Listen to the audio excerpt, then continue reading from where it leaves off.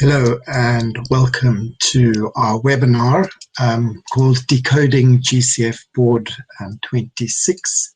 It's my great pleasure to welcome you all here today. Right, so let's get going. As I said, there's a huge amount in the agenda, so we want to pack as much as we can into the time that's available. My name is Grant Ballard-Tremere. I'm the director of the company ECO, which is hosting this webinar.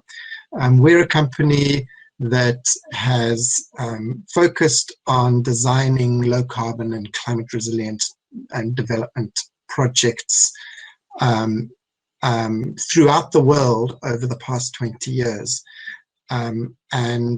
It's my great pleasure to welcome you from all around the world here today. Please feel free to use the chat section of the webinar. Introduce yourself. There's a questions section. If you have questions, please put them into the questions section, although we will do our best to moderate between them. But if you put them into questions, then people can vote on those questions, and you can upvote your favorite questions if you have a similar one, or just ask a new one. And ask the questions at any time. We'll have time for Q&A towards the end of the webinar. We'll get into all those details and address all those questions.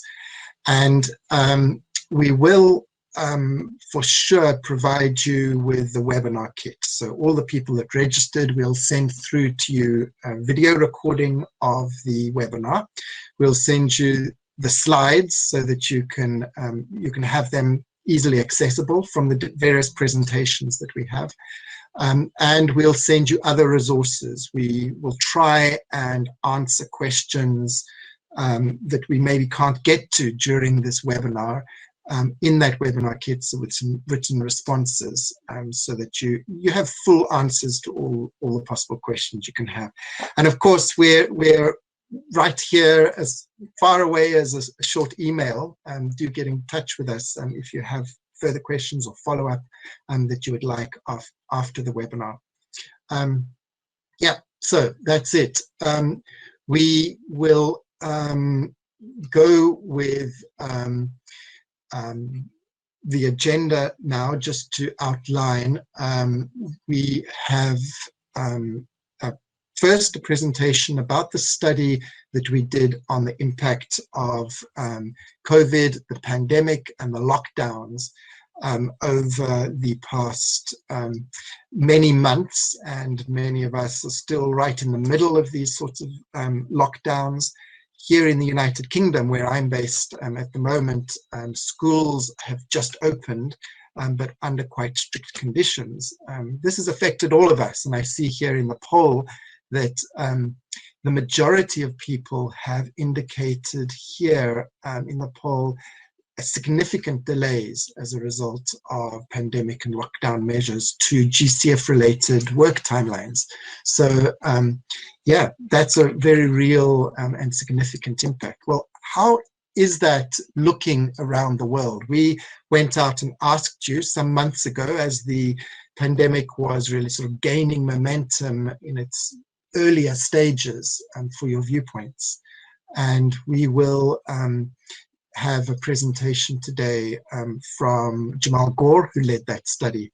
We'll also have presentations and inputs from people within ECO and outside ECO around the latest board meeting. We'll spend some time running through the most significant developments from the board meeting as it relates to project and proposal development, things to note, things that we noticed in the board meeting as it went.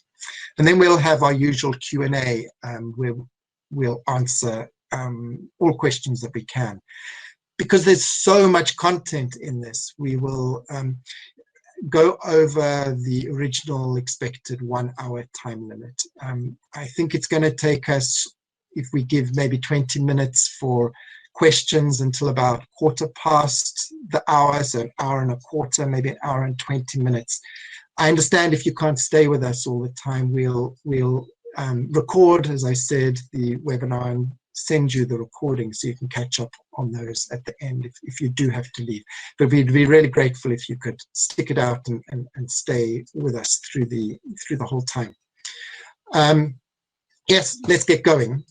Firstly, the presentation from Jamal, who will be discussing the GCF insight that we published on how COVID-19 has impacted GCF project development, according to the stakeholders that we interviewed and that we surveyed.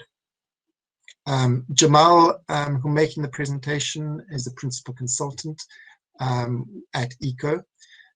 He has very significant experience in project and proposal development throughout the world, and has supported development of both GEF and GCF adaptation and mitigation projects on behalf of multiple accredited entities and implementing entities. So let's get straight on to Jamal's presentation. Jamal, over to you. Thanks, Grant, and hello, everyone. Let's jump right in. I'll start with the big picture. The global response to the COVID-19 pandemic resulted in the largest number of simultaneous curfews, lockdowns, and shutdowns around the world in history. During the first week of April 2020, there were 3.9 billion people under some form of lockdown. Now, the situation has eased in many countries since then, but few are seeing a return to normality.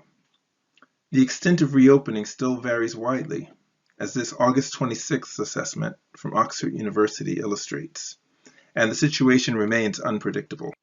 During the height of the lockdowns, ECO's consulting team began hearing anecdotally about accredited entities and other stakeholders who were facing project development challenges as a result of COVID-19. We decided to launch a special edition of our GCF Insight Survey to learn whether these reports were isolated occurrences or part of a larger trend that's affecting the GCF project development and implementation process. The survey was launched in mid-May, and we published our findings in June. During this period, lockdowns were beginning to ease in many wealthier countries, but infection rates were still rising elsewhere. Our results, therefore, represent just a snapshot in time, but I think the overall findings remain relevant. A few words about methodology. The report is based primarily on primary data collection from our surveys and from literature reviews. Now, when we launched the survey, we were unsure just how lockdowns and remote working arrangements were going to affect response rates. It's hard to know who we missed due to these issues, but the overall composition of the respondents is roughly in line with what we've seen in past GCF Insight surveys. Of the 121 respondents, 11% represented NDAs, 22% represented accredited entities, 37% were consultants, and 27% represented civil society and others. In addition to the online survey, our team conducted a handful of interviews with the respondents so that we could ask follow-up questions and gain a bit more insight into their experiences. Now, on to the questions. Our first group of questions about the impact of COVID-19 on project timelines showed that the overwhelming majority of respondents were already experiencing delays. What's notable here is that most countries entered lockdown sometime in March, and 2 months later, when we conducted the survey, nearly 2/3 of respondents were already reporting delays of a month or more. To me, this means that project work must have come to a near standstill during this period, or else people were encountering particular challenges that were blocking critical elements of their work. When we investigated this further, we found that traditional stakeholder engagement processes often represented a major challenge. We'll come back to that in a moment, but the quote at the bottom of the screen indicates that even when entities could reach stakeholders, they were not sure that the results would be accepted, and this may have led to further delays. We found that as of May, middle-income countries were most likely to report significant delays, and least developed countries were most likely to report no effect so far. The next set of questions shifted from what respondents were already experiencing, and instead looked at their expectations for the future. We found that very few people expected business as usual. 97% expected some level of delay in project preparation, with the largest group expecting delays between 1 and 3 months. It's worth noting that while respondents working in least developed countries reported fewer actual delays, as I showed in the previous slide, they were more pessimistic about the future. Our assumption here is that this reflects an expectation that COVID-19 would hit least developed countries later, but they'd be less resilient to the impacts than other countries had been. We next asked a series of questions about the likely impact of COVID-19 on public and private sector co-financing. As you all know, the GCF aims to stimulate and leverage investment in climate change mitigation adaptation measures, and most projects include significant co-financing requirements to reflect this. However, we were already observing, as lockdown kicked in, that international donors and country governments around the world were committing huge sums of money to their COVID-19 response. We were also seeing a massive immediate impact on the global economy, which we felt would likely affect the appetite of private sector investors to participate in projects. So the results were quite interesting to this. More than 2/3 of NDAs expected it to become a lot harder to secure government co-financing commitments. Civil society organizations were also pessimistic. Overall, only 8% of respondents expect no effect on co-financing. But what's interesting is that only 26% of accredited entities and 22% of consultants expected co-financing to become a lot harder. This is quite a contrast, and it seems like there might be a disconnect between the expectations of the entities who are preparing project documents on the one hand, the AEs and consultants, and the NDAs on the other hand, who have a likely better understanding of government spending priorities. I think it'll be interesting to see how this pans out over the next several months and years. Our next set of questions focused on respondents' expectations of how COVID-19 will affect the achievement of GCF's adaptation and mitigation impact objectives. Our thinking going into this survey was that we would see short-term reductions in greenhouse gas emissions as a result of travel restrictions and reduced industrial activity. However, in many developing countries, these are not a significant proportion of overall national emissions. Longer term, we thought the output would depend greatly on the types of economic stimulus measures that governments enact. Will they support a green recovery or a quick return to business as usual? When it comes to the effect on climate resilience, our first observation was that, as usual, the poor and vulnerable are most exposed to the impacts of both climate change and COVID-19, and we have seen this impact around the world. COVID-19 then would be expected to make a bad situation worse. As a result of disruptions to agricultural value chains, the World Food Programme estimates that the number of people facing acute hunger will double from 135 million to 265 million. There's also the potential for COVID-19 to challenge climate-related emergency response measures. As one survey respondent noted, if there's a hurricane this year, then we're really in a difficult situation. Emergency response measures oftentimes will require the construction of storm shelters and cooling centers where people can congregate for protection against the elements, but social distancing measures make this a difficult or even dangerous prospect. In addition, many climate resilience projects often include an element of income diversification, moving people from farm-based income to other activities. However, tourism, casual labor, and even market stalls have been affected by COVID-19 restrictions. When we asked respondents about the expected impact of COVID-19 on greenhouse gas reduction efforts, most of them said they thought the pandemic would reduce commitments in their country somewhat or by a moderate amount. NDAs tended to anticipate a smaller impact than accredited entities and consultants. Civil society organizations took a more pessimistic view, with approximately half of those respondents expecting COVID-19 to reduce greenhouse gas reduction commitments by a lot. The responses were somewhat different when we asked by how much the pandemic would increase climate vulnerability and reduce resilience. Roughly 27% of respondents to this question expected vulnerability to increase by a moderate amount, and another 40% expected vulnerability to increase a lot or severely. Within this overall group, consultants were more likely to take an optimistic view, with about 45% saying that vulnerability would increase somewhat or even not at all. By contrast, nearly 2/3 of civil society organizations expected vulnerability to increase a lot or severely. Accredited entities and NDAs were distributed a bit more evenly in their views. Because several months have passed since we first issued this survey, we wanted to understand how the situation has evolved over time. Therefore, we've invited respondents to provide case studies showcasing their own experience dealing with the impact of COVID-19 on their GCF work. Let's turn to those now. Good day, everyone. My name is Rodney Kaval, working with the Eswatini GCF NDA on the Readiness Program. I'll be taking you through some of our experiences during the COVID-19 pandemic. COVID-19 cases are still on the rise in Eswatini, while lockdown restrictions are being eased to reduce the pressure on the economy.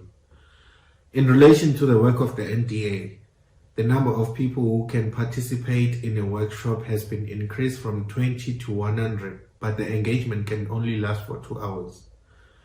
International travel is still restricted, unfortunately. Even with all the impacts of the pandemic on our work, there have been upsides from the situation. There is a potential for the use of technology in working together among stakeholders in different areas, even those abroad, which can be utilized in the future to cut costs. The pandemic has had a negative impact on planned stakeholder engagement workshops, which had to be postponed because of lockdown restrictions. During this period, the GCF Secretariat, through the Country Focal Point and UN Environment as the implementing partner, have been very supportive. A no-cost extension of up to 6 months and several budget-related flexibilities have been offered by the GCF. In addition, the GCF is accepting proposals from NDAs for readiness grants to support the development of green resilient recovery strategies. The NDA has faced challenges with stakeholder engagement during the pandemic. Virtual engagements have been explored but do not work for every stakeholder. Provision of electronic devices to be used in virtual meetings, capacity building on the use of some of these virtual platforms, and provision of reliable internet could be a solution to stakeholder engagement during the pandemic. While network coverage is satisfactory in the country, the quality and reliability of the internet is still not up to standard. This has often resulted in glitches during virtual meetings or webinars, and has affected the planning of virtual stakeholder consultations, leaving us with no option but to postpone some of the planned workshops and wait for the situation to get better. This is the end of my experience sharing. Thank you. Hey guys, thank you. This is Hans-Andre Jamba. I'm the NDA from the DRC. Okay, really, that's good, but since the original survey, the measures now are more restricted in my country now, in DRC. But also in the current situation, we have some issues regarding most of the consultants and experts. We're relying more on national consultant than international one. Some of international, we are working over just the Zoom or these teleconferences. But I know that the distancing measure imparted in my country, it's not mostly, many people are not complying most of the time. It's not easy. That's why we try not to organize many mission field for the project, especially for the readiness we have in DRC, because in DRC now we have 4 portfolios of readiness going on. Also, we try to to do our best to approach mostly on weekly basis the GCF Secretariat regarding the current situations, like what they just readiness regarding COVID-19, because there's a just readiness request each country should submit to the GCF Secretariat regarding mostly what we call the green resiliency and how to do to save some project. So I believe also the CSO, civil society organization, many things they are helping in some meetings. Like I remember we have many readiness activity in some project, like we had now since yesterday a meeting for the feasibility studies regarding FAO feasibility report and validation. So everything went through online, and I'm trying to get in touch with the country by using all these teleconference tools.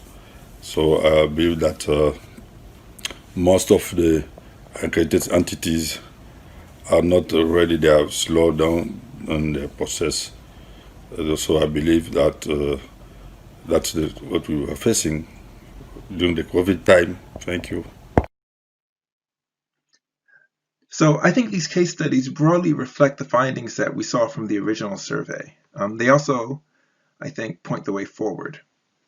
What they show us is that entities around the world are devising innovative ways of responding to the challenges posed by COVID-19 and making best efforts to reduce the impact on the project planning and development process. And that takes me to the next section of this presentation, what we need to do to make the GCF work in the era of coronavirus. Our view at ECO is that this is a job for both the GCF and those of us involved in project development and execution, accredited entities, civil society organizations, NDAs, and consultants. In the short term, to unstick the process, we may need to explore approaches that help us comply with both the spirit and the letter of GCF rules. For example, accredited entities have traditionally needed to supply signed attendance sheets as evidence of stakeholder consultation meetings. In the end, though, it's not the signatures that matter, as much as evidence that the consultations took place and that the results have informed the project's design. So it might be helpful to find flexible ways to satisfy that requirement. And I know that this is something that many accredited entities, consultants, NDAs, and the GCF itself are looking at. Another example, which Mr. Carval from Eswatini mentioned during the case studies, at ECO, we've increased our reliance on our national teams and partners, who may be able to travel locally and meet, even while international travel restrictions remain in place. And this can be one way to avoid unnecessary or excessive delays. At other times, we might find that a particular task in our workflow gets blocked due to travel restrictions or because a key actor is temporarily unavailable. In those cases, we might find it necessary to restructure our work so that we can work around those obstacles rather than letting them stall the rest of the project. And finally, we all know that nothing really beats a face-to-face meeting where participants can sit together and brainstorm and share views. But we can try to capture at least some of that richness through the clever use of electronic tools. In the last week, I've used Skype, Teams, Google Meet, WhatsApp, and regular mobile phone service to speak with project partners.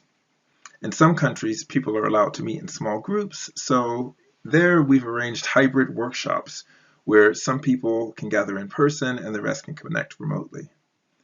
We've even explored shipping mobile internet dongles to stakeholders who lack access otherwise so that we can have calls with them. Climate change was an urgent challenge before COVID-19, and it remains an urgent challenge now. We can't afford the delays that GCF projects are facing, and we need to find ways to make the project development and execution process more resilient over the long term.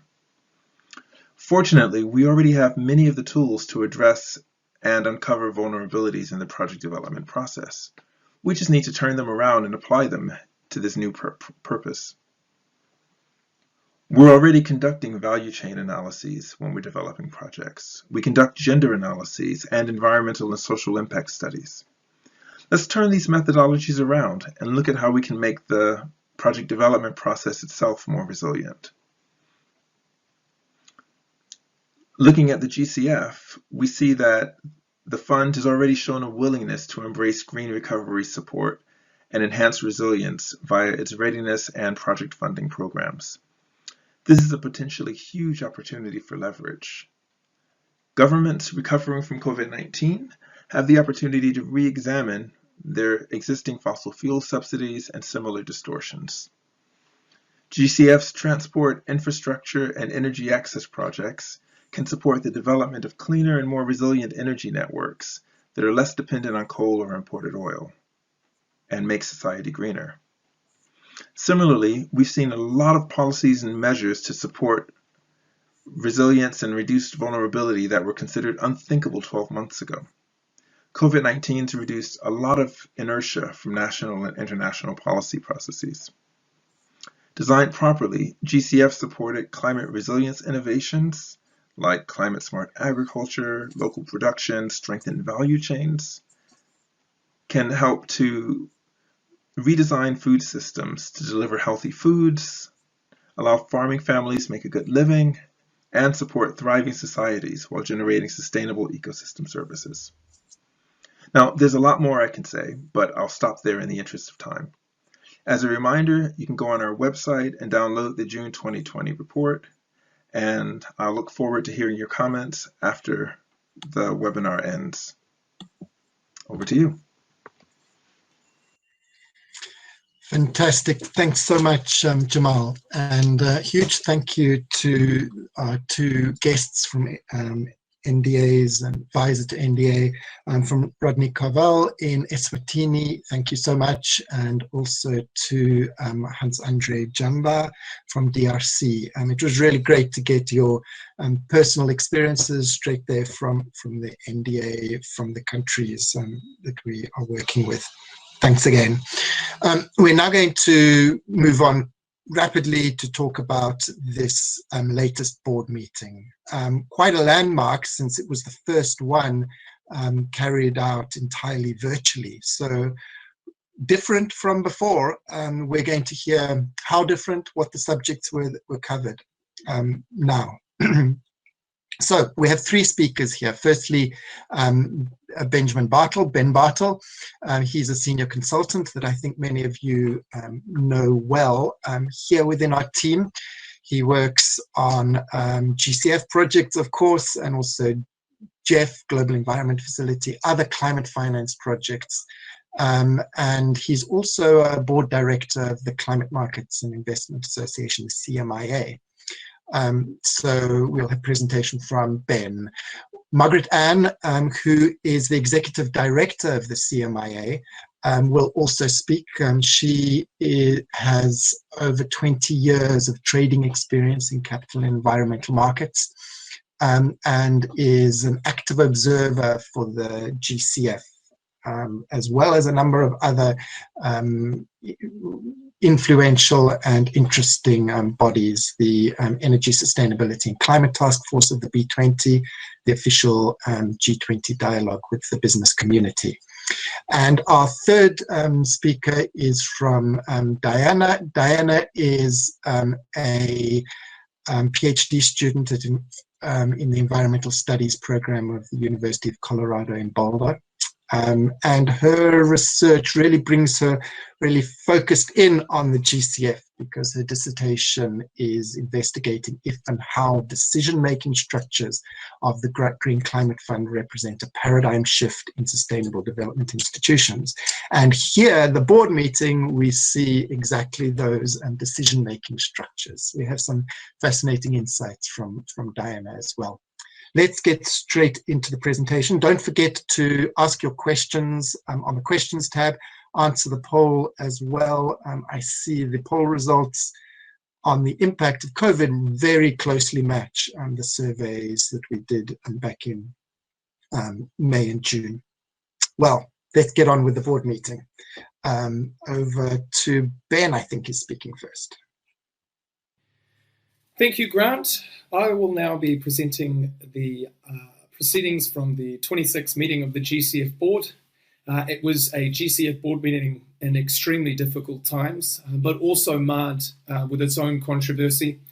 We've seen board members purposefully blocking projects and readiness support that would seem contrary to the fund's goals, against board best practice and the work of the Secretariat and accredited entities. It was quite an uncomfortable situation to watch at times, and I'll go into those details.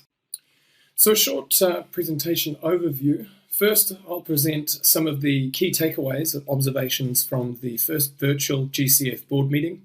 Then my colleague Diane Dorman will provide an update on the policies and reports that were supposed to be at the board but actually weren't, and those that were. We'll also provide an overview of those projects approved and the current GCF portfolio. This will be followed by a small segment on the accreditation of new entities at the board. Then moving forward, what the key takeaways are and when the next GCF board meeting will be. And this will be followed by a short report from the private sector observer, Margaret-Ann Splawn. GCF B.26 started off in a very somber mood with the Executive Secretary announcing the loss of Leo Pat, a member of the GCF Secretariat. He was a senior environmental and social specialist at the fund, and he died of COVID after attending the board meeting in Geneva, B25. ECO stands with the Secretariat and share our condolences for the loss, as well as to his family. And we note that his work on the environmental and social safeguards of the fund, as well as the gender policy, will continue to live on. It was the first virtual board meeting ever conducted. It was noted that the board members and Secretariat were working in 16 different time zones, potentially even more. And also quite entertaining to see was the gavel used by Sue Sasbo was a hammer wrapped in a handkerchief. Key notes was that there was a number of changes in the agenda. There was no policy approved and a number of reports were not released. Unfortunately, they were removed days before the meeting. And these items included the assessment of progress on accreditations, the environmental and social safeguards and country ownership report, and assessment of the simplified approval process.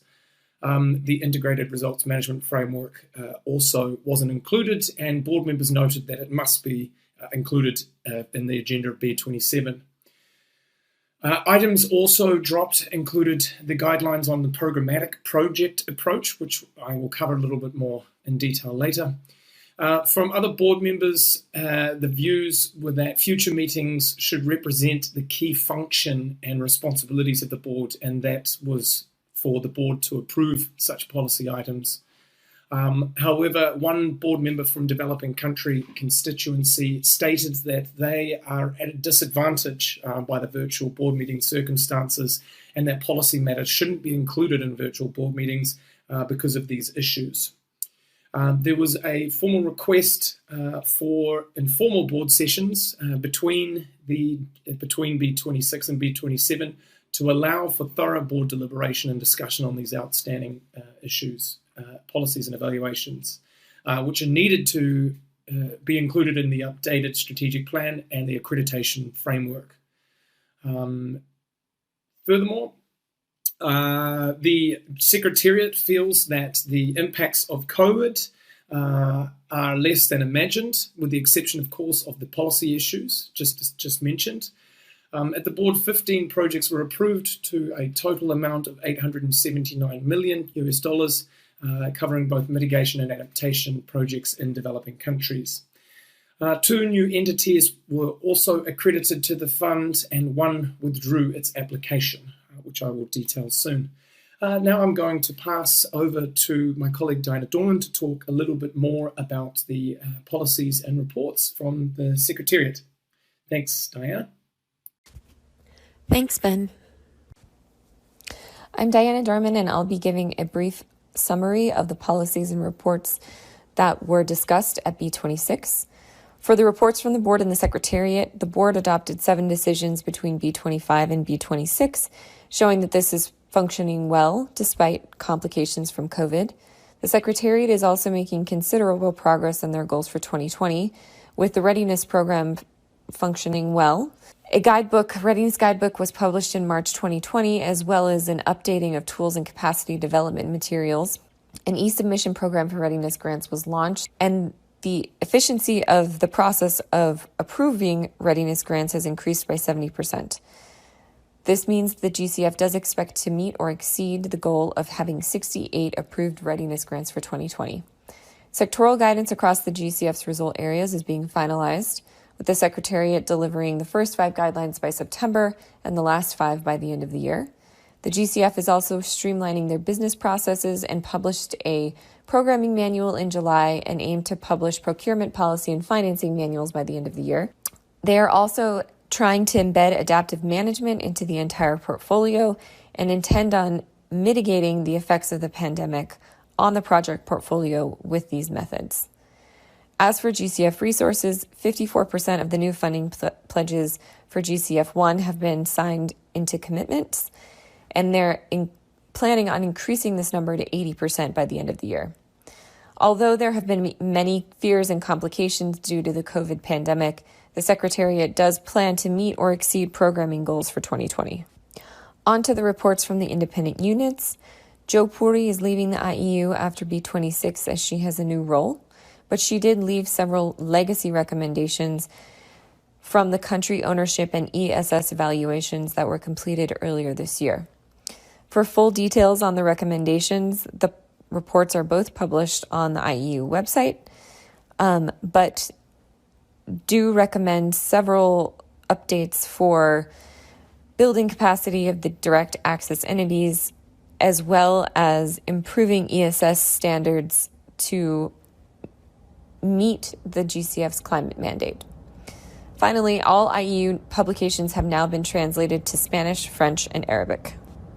As expected, discussions around the COVID pandemic were very, very prevalent. And while COVID has had a smaller impact on programming than feared, progress on policy has slowed considerably because of it. There were no outstanding policies brought up for discussion at B26, as concerns were voiced heavily about discussing policy matters over a virtual platform.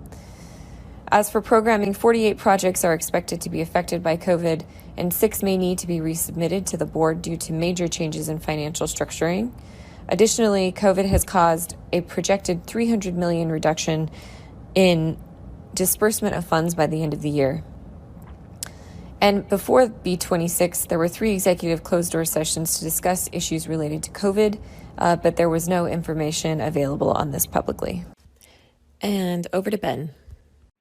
In regards to the projects approved at the board, there was a presentation from the Secretariat on the overall portfolio. They were happy to announce that 90% of funded activity agreements have now been approved. There is currently an implementation rate of about 80% of the GCF's approved project portfolio, and that there's also 2/3 of the portfolio is now dispersing funds to developing countries. There were concerns from board members on the overall level of adaptation, the low level of adaptation projects, as well as the number of public projects and the reduced number of private sector projects. There were certain notes that there is a distinct lack of funding in sustainable transport and infrastructure, which only represent a marginal 5% of the fund's entire portfolio. And a number of board members commented on the fact that the fund still doesn't have any projects that are tackling small to medium-sized enterprises. There was also concern from board members commenting on the significant number of lapsing projects and the total funding amounts and the impacts of those projects in terms of greenhouse gas emissions reductions, which are reducing in the overall portfolio given the lapsed projects, which will no longer be funded. Margaret-Ann will make a comment on that later. There was also a comment from one board member which was quite prominent, that instead of being supply-driven, as in projects coming from accredited entities being submitted to the board, the GCF needs to proactively drive its pipeline and seek particular projects, which they have been seen to do. Adaptation now represents, the response from the Secretariat was that adaptation now represents 53% of the portfolio in terms of grant equivalent terms, whilst it still wasn't represented well at this board. Direct access entity projects are increasing, especially in the pipeline, and there is a significant number of direct access private sector projects coming to the next board. The 26th meeting of the board approved 15 projects, raising GCF's total portfolio of climate finance to $6.2 billion. It added Afghanistan and Sudan to the list of over 100 countries now receiving GCF support to reduce greenhouse gas emissions and enhance climate resilience. From the 15 proposals submitted at the board meeting, that represents $878.6 million of GCF funding, supporting the projects and programs with a total value of $2.169 billion in co-finance. It's important to note that 7 funding proposals were not progressed by the Independent Technical Advisory Panel. The Independent Technical Advisory Panel undertakes several rounds of questions and responses, interviews with the respective accredited entities, and discussions also with the Secretariat. The extensive process of discussions among the ITAP members to reach consensus on funding proposals, which were not ready to be endorsed by the Independent Technical Advisory Panel, did not move forward 7 projects. Due to COVID-19, the review of ITAP members had to take place remotely as well, which also added to issues there. Of the 17 funding proposals that were recommended by ITAP, 2 funding proposals were deferred to the 27th board meeting due to an accredited entity's shift in internal prioritizations, focusing projects on the public sector programs rather than the private sector ones that they had put forward. The approved projects demonstrate a range of GCF instruments being used here. The first results-based payment for RED Plus project in Indonesia. We also see enhancing hurricane resilience in Antigua and Barbuda, and also a very innovative bundled private sector initiative that decarbonized industry across 7 countries. Whilst covering a broad geographic range, the approved projects share a common capacity to drive climate action by leveraging COVID-19 recovery efforts. This also includes a strong job creation effort and safeguarding livelihood components of climate initiatives. On FP129, special thing to note is it's his first project in Afghanistan. It was for rural energy market transformation. There was a comment from the board that there needs to be better private sector incentives built into the program and more clearly defined governance structure and role of community as well as oversight. Some of the board members were not aware of consultations that had occurred during the project's development and complained that the project should be approved as there is no discussion of an objection. It almost stalled the project's approval and demonstrated there may have been a failure in board process. Anyway, the project was parked until the end of the day, where the accredited entity revised the project in line with one of the board members' requests. Of special note as well as FP130, Indonesia RED Plus, there were a number of issues related to the scorecard that is used by the accredited entity and the Secretariat for RED Plus results-based payment projects that the project needed to have ensure a higher level of environmental integrity. A shorter 10-year reference period on the scorecard was proposed instead of 20 years, and additional transparency of emissions reductions needed to be improved. They also needed to ensure that private emissions reductions were not double counted in the country.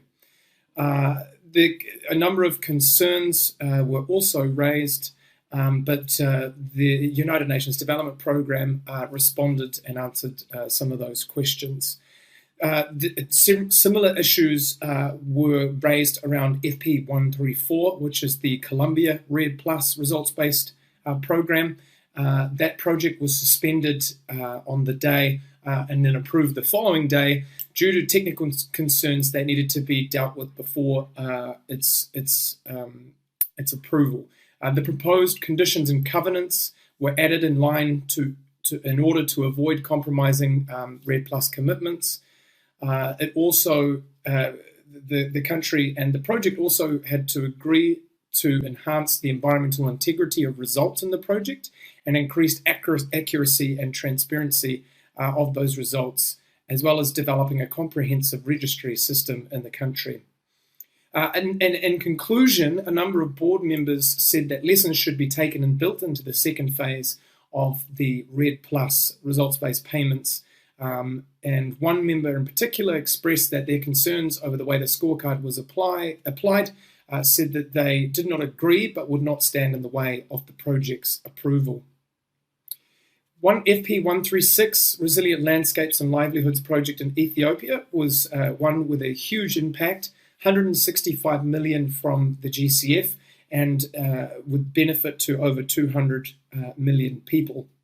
The accredited entity of that project was the World Bank, and ECO actually helped put together the first concept note for the project and the first iterations of that project from in the latest funding proposal. Also of special note is FP132, enabling implementation of forest sector reform in Georgia. This project was quite innovative and well designed. Board members had commented, and it was based on performance-based grants targeting long-term sustainability. ECO as well, we were in charge of a local team developing a market analysis for this project related to energy, and as well as assisting in the development of the proposed activities with a Georgian government counterpart.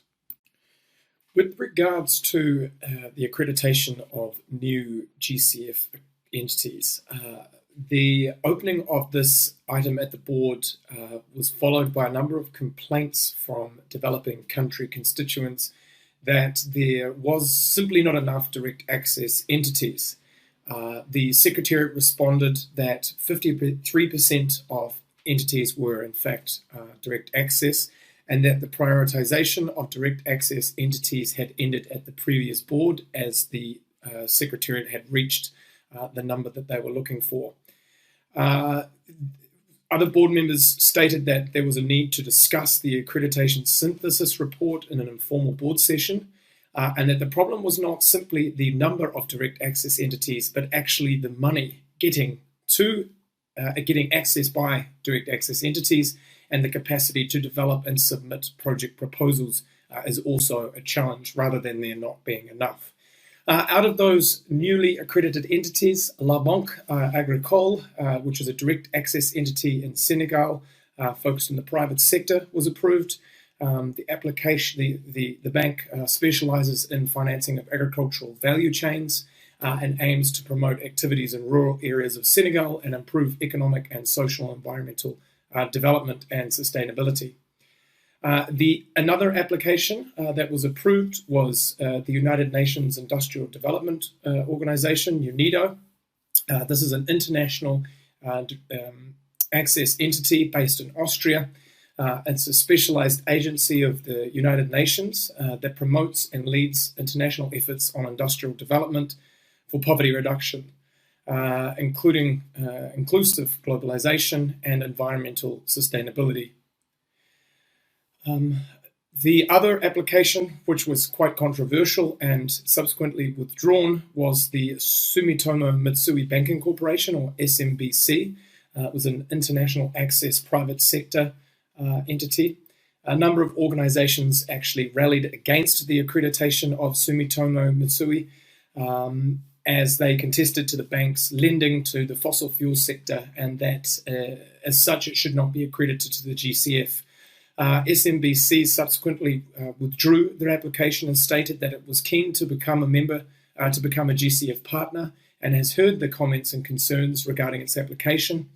They said that they would work to continue to improve their accreditation application for consideration no later than the 28th meeting of the GCF board. The other accreditation activity that happened at the board was the upgrade of Pegasus Capital Advisors accreditation status to develop and submit and manage large projects from medium. This was an upgrade.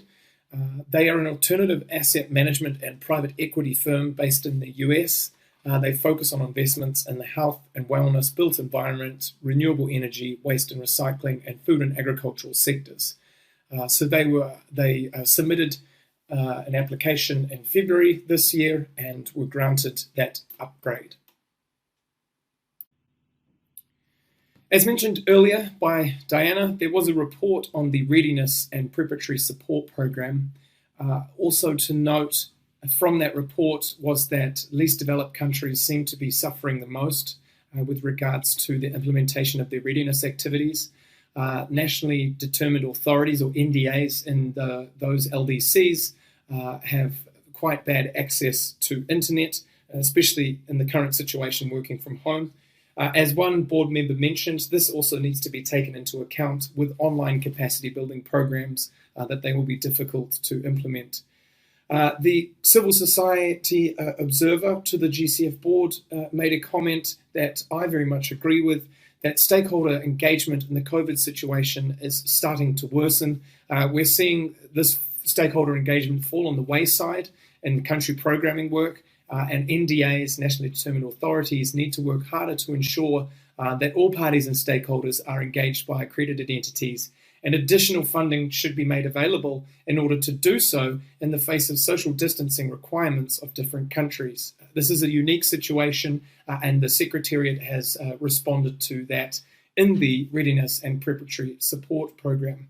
As such as well, there were a number of paragraphs added to the Readiness and Preparatory Support Program with regards to green recovery, stimulus that will seek co-benefits in terms of the implementation of readiness activities between climate action and economic stimulus that will hopefully avoid an increase in greenhouse gas emissions that may result as a consequence of the actual economic stimulus in the absence of support from the GCF, whilst the GCF also wants to create additional job opportunities, green jobs, to respond to the profound impact that the COVID situation is currently having. Existing readiness support can currently be used already to update nationally determined contributions of these countries, and additional stimulus packages and paradigm shifting projects were highlighted in that text. It's important to note that unbeknownst to the rest of the board members, that text that was shared with them on the Readiness and Preparatory Support Program was revised overnight under the direction of one board member in particular, who sat with the Readiness and Country Program team and revised the text. In effect, the one board member had dulled down the text for readiness support in the face of COVID-19 related to green stimulus, as well as removed some additional text that stated that readiness funding could be used to update nationally determined contributions. Other board members strongly disagreed and opposed this latest version that was shared, that was highly revised based on the earlier documents that were circulated. We believe that this had resulted in an unclear and more open-ended interpretation of the use of GCF readiness resources in the face of the unprecedented global and economic impacts which are expected to drive increased emissions. The GCF and the board needs to move forward as soon as possible and really be part of this whole ecosystem of supporting COVID recovery, in particular in developing countries. The action the GCF takes now, board members said, will determine the future climate. And another commented that they were extremely disappointed to see a procedural aberration in board process used to try and sidestep approving the Readiness Support Program. As such, the original text was then put in front of the board again and then slightly revised. the text on green recovery was remained in the newer version, and that was subsequently approved. Moving forward, the Multilateral Organization Performance Assessment Review, or MOPA, of the Green Climate Fund was actually on the agenda, but it wasn't approved to go forward. The discussion between board members, one board member in particular, was that they didn't want any further conversations between MOPAN and the executive director to continue without a board discussion. Another board member suggested that this discussion should come in an informal session between board meetings. There was a lot of debate around this, and it was actually stopped. There was a lot of back and forth during that discussion.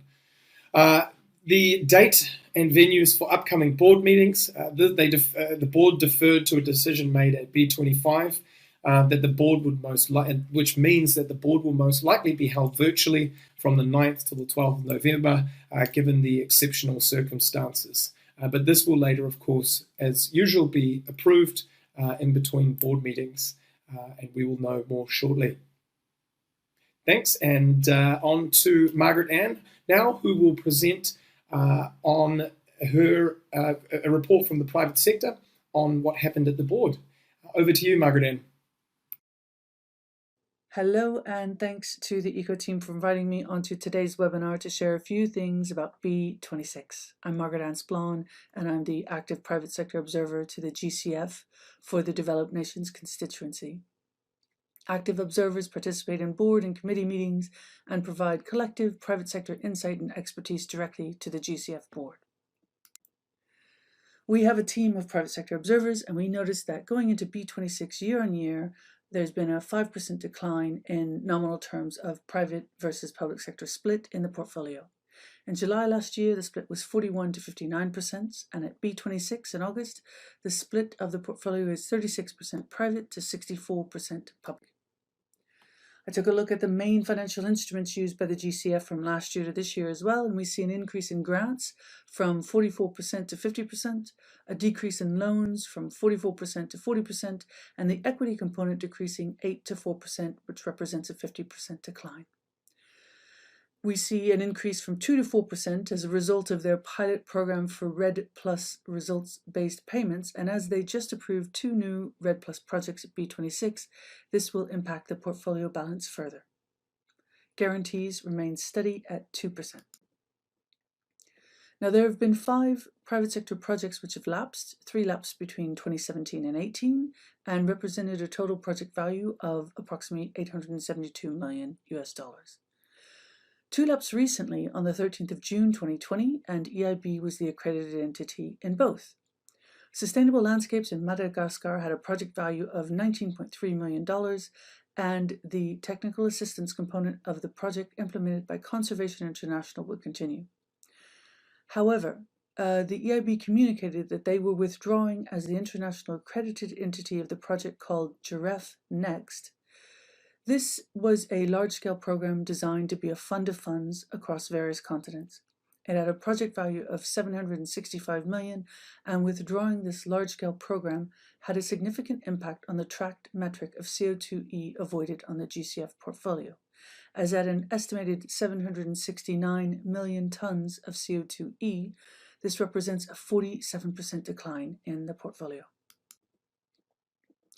We noted that the lapsed funding proposals were largely programmatic, and the collective project value of the loss of all of these projects combined is approximately $1.65 billion. At B26, there were only 2 private sector projects out of the 15 up for approval.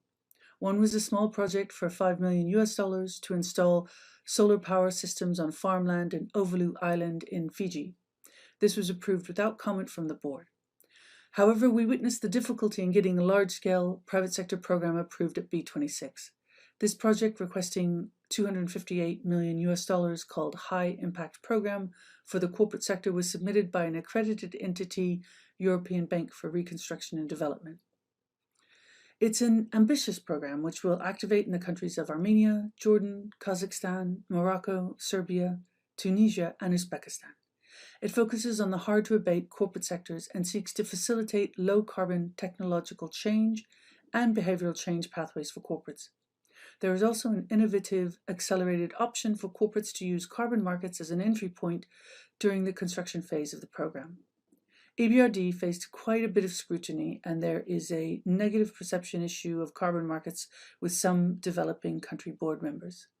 In the end, some terms had to be amended before approval on the final day. If you want to participate or be on our private sector communications, just drop me an email and I can add you to the correspondence. I'll pass this back to Ben to take over from here.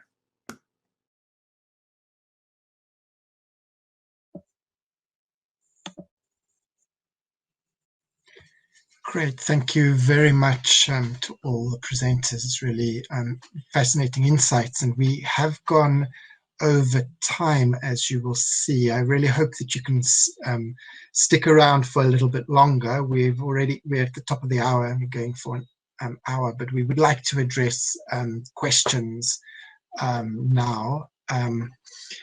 Don't forget to type any new questions you have in the question box that is there, and we'll try and get to as many as possible. Some of them, of course, we've answered in text.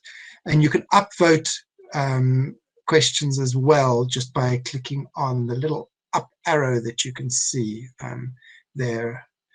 With the replay kit, we'll also put any outstanding questions that there might be, and we will send those out to you, even if you can't stick around now, for example, you have to get to other urgent meetings. We will be sending out responses by email as well. Right, so let's see the questions. We've received quite a number of them. Not sure how far we will get with all of these. Judging from the upvotes on it, shall we get started with this first question that Vladimir, you've asked, Vladimir Kribenev.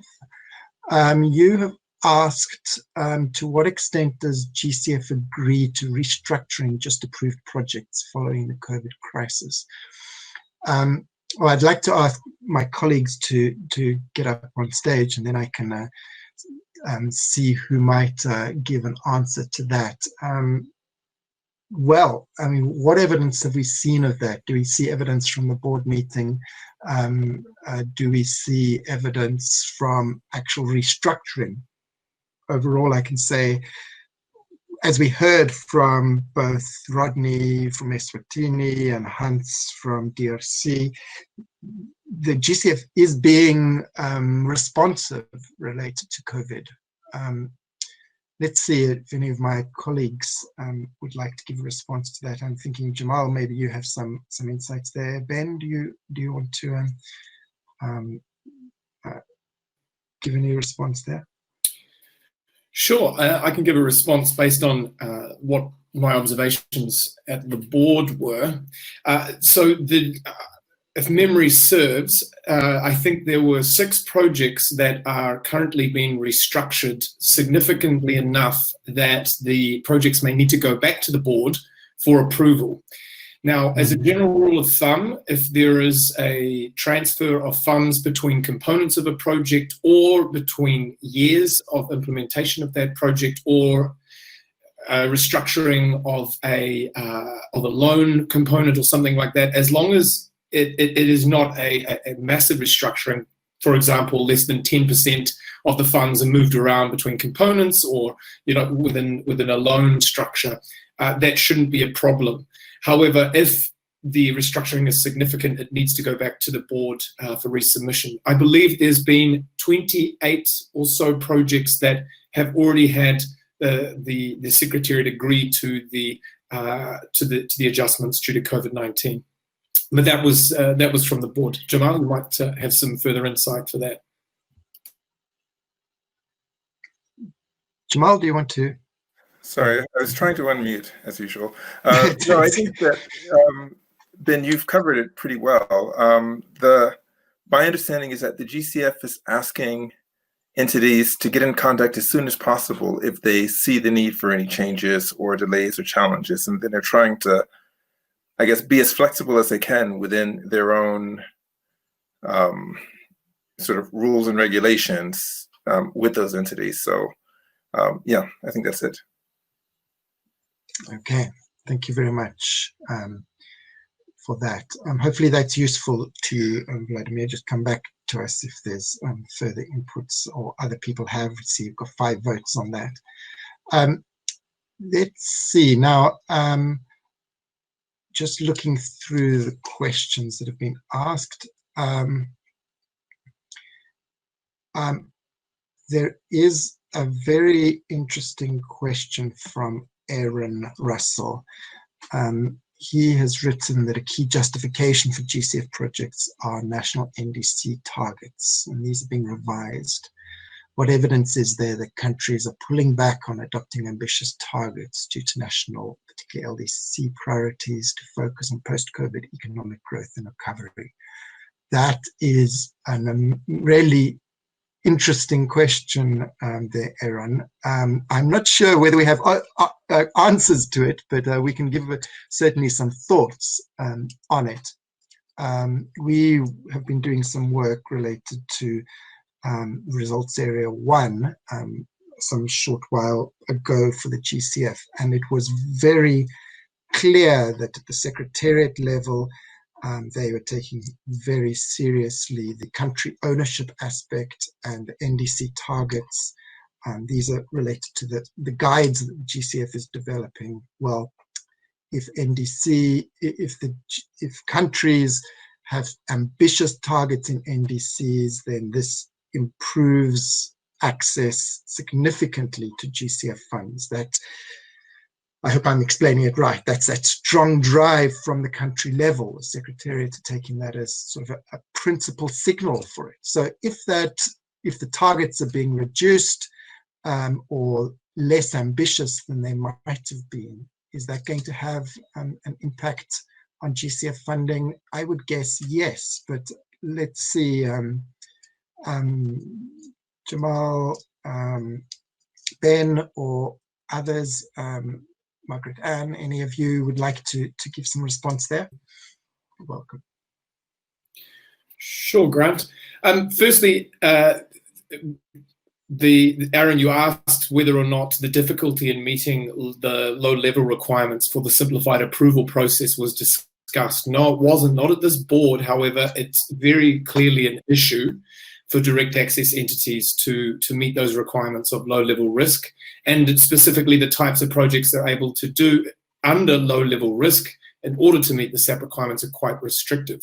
At the next GCF board meeting, there will be the review of, the review of the simplified approval process, which will provide some evidence into the challenges that, in particular, direct access entities have faced in accessing funding through the SAP.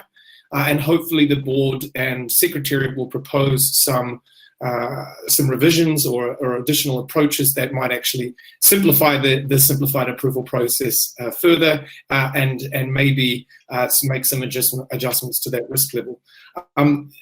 Also, in line with that, the readiness policy, the readiness program that was approved at the board also covers readiness to help NDAs for economic recovery planning, for green investments, for green job growth and recovery. So that is another approach that the GCF is undertaking to support direct access entities and NDA as well during COVID recovery. Thanks. Thank you, Ben. Okay. Unless anyone else has a response on that, we'll move on to another question. Let's see. There are a few comments related to various specific projects. I would suggest that we look at the question around what GCF can do to encourage more projects to address the MSME sector as well as sustainable transport. This question, I think, relates to a number of factors that are around what sort of projects are being put forward and what sort of projects are eligible. Ben, you noted that in your presentation, the board was recognizing transport, MSME sectors as really missing, and I think infrastructure as well, which was a bit of a surprise to me from the portfolio, since infrastructure projects are a significant portion of that. Mm-hmm. What is it that you see could be done to encourage more of those sorts of projects? Absolutely, Grant. Well, one of the board members, as I mentioned, noted that currently the GCF's pipeline of projects is very supply-driven, largely by international access entities, and there is a need for driving the need for it to be demand-driven, for to pick projects and to choose projects that are underrepresented and in countries that are underrepresented as well. There's two methods that can be used to do that. We've seen one example earlier a couple of years ago. The GCF was seeking private sector projects, so they put a request for proposals out for those private sector projects. But subsequently, it's been difficult to bring those projects that were shortlisted to the board, and only 3 or 4, I believe, have actually been approved thus far. So I'm not sure the RFP route is going to be taken again. Another way to do that is working directly with entities, and the Secretariat is working tirelessly, working with direct access entities to help them develop capacities, to engage consultants, to develop the capacities of direct access entities to develop projects and bring them adaptation projects, particularly those that impact the private sector. Mm-hmm. With regards to medium to small enterprises, the MSME sector is very much underrepresented. The GCF, the way a lot of the private sector projects have operated are really addressing big ticket loan items such as solar arrays and things that aren't necessarily delivering the support to the SME sector. So the GCF can work again, the Secretariat can work again to support MSMEs in developing countries. Mm-hmm. Okay. Margaret-Ann, maybe you have some comments on the transport sector and infrastructure. I believe currently it only represents 5% of the total funded portfolio of GCF in funded amount terms. That is correct. However, there are some, I know in the pipeline, there are some private sector transportation projects that are in the pipeline. But with regards to your remark that it's kind of a, instead of an actively seeking what they're looking for, it's a responsive portfolio as opposed to this, and they're aware of it. And we'd like to see more. I've seen, and I've spoken with a private sector facility, there are some really nice projects in the pipeline, but let's see how they go, because it takes, as you know, Ben and the others, quite a while to get there. Mm-hmm. Great. Yeah, thank you very much, Margaret-Ann. Thanks, Ben. Jamal, yeah. If I can jump in there as well, just briefly. I think it's interesting that if you look at other climate funds like NAMA facility, they have a much larger portfolio of transport projects. I think one reason might be maybe a different mix of accredited entities with different capabilities, interests, and mandates who are driving that project portfolio. I think another may just be the way the GCF works in terms of the types of justification, the data requirements for putting those types of projects together. My hope is that as the few projects they have get going, they'll help to generate an experience base that other project developers looking at that sector can learn from and can build on to increase that pipeline. Mm-hmm. I think the same maybe goes for the MSME sector as well. I think that, sorry, are we running out of time, Grant? Shall I stop? Okay, carry on, and then we'll, I think, address one or two more questions, and then call it a day. Sure. But yeah, carry on. Finish your thought. I mean, I think one thing is that, you know, the GCF is very difficult to access for small entities, for small businesses and small actors in the private sector. And they would only be reached through these sort of funds or funds of funds approaches, like what we've seen for some renewable energy projects. And so, you know, I think that unless the GCF can change the way it works with entities, they'll have to reach the MSMEs more indirectly. Mm-hmm. Okay, good. Thanks very much to all of you. It's quite fascinating, this tension between the GCF being proactive to find certain projects and responsive to the projects that are coming in. It's a complex political path as well around going out to look for things versus being the sort of country-driven approach. We'll see how that develops. I'd like to move on now to talk a little bit. I see Fabiana, you've asked a similar question in a couple of places. The question about the GREF project. The question is, okay, so it lapsed in June 2020, a massive project, significant emission reductions from it.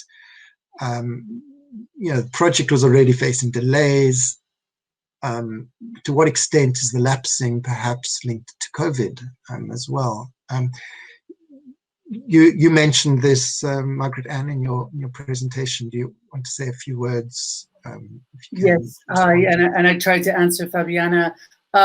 It did lapse. It lapsed with another project at the same time, and EIB was the accredited entity for both of these projects. They basically withdrew as the accredited entity. One part on another project will continue, and on this one, it's not quite clear if this project can continue. To the best of my knowledge, it's not related to COVID-19 at all. It faced quite a significant delay. What we are noticing, what we have seen, is that as soon as there is large-scale programmatic approaches, that this tends to stall, and we're looking at getting to the bottom of what these barriers and bottlenecks are. Because there's quite a few others in the pipeline, and it had a significant impact with regards to the CO2 equivalent. So we are also interested, if any of you are part of these types of things, to communicate with us regarding bottlenecks, barriers to entry, and we'll certainly share with you. I dropped my email in there, but obviously please get in touch with the team at ECO. We work very closely. I'm happy to follow up. I don't know if Ben or Jamal or any of you have anything further to add on this. Yeah. So did they actually sign the FAA there and actually start implementing, or did they withdraw before that? No, to the best of my knowledge, from what it looks like on the website, they had signed the FAA, but they ended up withdrawing the 13th of June 2020 on both, which means that basically EIB does not have any projects actually working with the GCF right now, though they were approved for 2. Okay.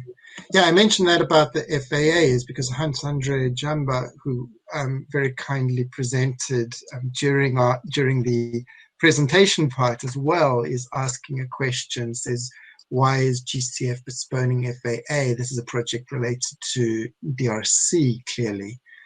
I don't know whether we've got any answer on this, but I just wanted to highlight it there, and in the chance that someone wanted to give a response. I mean, we don't know specifics of negotiations, what the holdup could be. We don't have any insight on that, I think. But those sort of delays, we've heard of projects which have gone right up to the sort of 1 year, up to the wire, 1 year, and were signed on that 1 year. If you're saying, Hans-Andre, that it's already a couple of years there in the process. That, there's also a risk of this project lapsing before it even starts, I guess. Well, there's quite a bit of challenges, particularly with private sector entities, with regards to, first of all, the first hurdle of the AMA. Yeah. And then once you do that, getting through the FAA is another hurdle. And then on top of that, once you've actually got all of these documents signed, the implementation is difficult and proving quite challenging, I think, for private sector entities. And this is something that I know you and the team are looking at, but I think it's really something that we should address collectively as the private sector, but even just as a team of organization of, we want to work with the GCF, but some of the policies and procedures are proving particularly difficult or challenging for private sector entities. And I will check out the FP 096. Sometimes some of these are difficulties around the FAA actually have to do with the who the accredited entity is, because the accredited entity is one entity, but often large banks or financial institutions end up having different, 100% owned subsidiaries, but they're not the official accredited entity. I've seen this in a few projects. And that's a very simple thing, but there is no, it's to the best of my knowledge, there's no repercussion or repercussion's not the right word. There's no policy to allow for that. The accredited entity is the accredited entity, and they need to deliver on a project. And sometimes that can be quite difficult of financial institutions that have various subsidiaries that will implement a project. Okay, all right. Thank you very much, Margaret-Ann. All right, we're pretty much at a time, but I'm going to try and do a quick run through a couple of questions. Remind you, we will send you the webinar recording plus some answers to questions that we didn't manage to get to after this, and the slides. So you'll get all of that. And we do, please do connect with us, link to us, LinkedIn, follow us on the social media, email us. Margaret-Ann has also given her email address there. Please do connect with us and continue this dialogue. And we also, through our Eco Institute, run some training sessions. And I've noted a few comments and questions that people have done that, given here, say, is this valid? Could we do a project on composting that Oscarita raised? Could we do a project on this particular sector? And I see, Mark, here you've just asked a question about, well, it's sort of accreditation, but it's also topic. I mean, can GCF fund projects that are in particular area, when an accredited entity may not cover the whole entire region?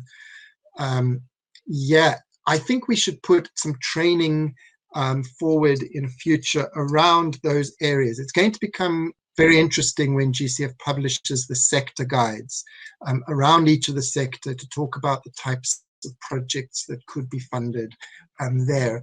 Mark, in brief answer to this question, some countries accredited may not cover the entire region due to those limitations. Can the GCF fund NGOs? I mean, it doesn't, in terms of an accredited entity, how does it work? There's an accredited entity, and it, depending on its accreditation status, would either procure services or on grant or provide services through other implementing bodies. So it doesn't necessarily have to be based everywhere, but GCF funds go either for readiness through the NDA itself, or for the actual GCF project go through an accredited entity. Well, if the NGO or CSO is not accredited, they cannot receive those funds. They cannot, they need to become accredited for it. But there is this mechanism of an accredited entity that that could submit a project while it's not their area of work. That is certainly possible. Okay, our time's up. We've gone. Thank you to all of you who've stuck with us to the end, and really appreciated. We aimed to stick to 1 hour, but there was so much fascinating content to bring in. We do really appreciate your participation. Get in touch, let's talk further. And if you have questions further that you'd like to have addressed, or that you'd like to talk about working with us in some way, please get in touch with us. And we'll see you either in one of our training workshops or in the next webinar like this after the next board meeting, and perhaps earlier. Huge thank you to everyone that participated into this, to all the people from ECO, to Rodney, to Hans-Andre for their inputs, to Margaret-Ann, thank you so much, to Diana, much appreciated. Unanswered questions we will try and answer in the replay kit. Thanks everyone for participating. Really great to be with you today. Thank you and goodbye.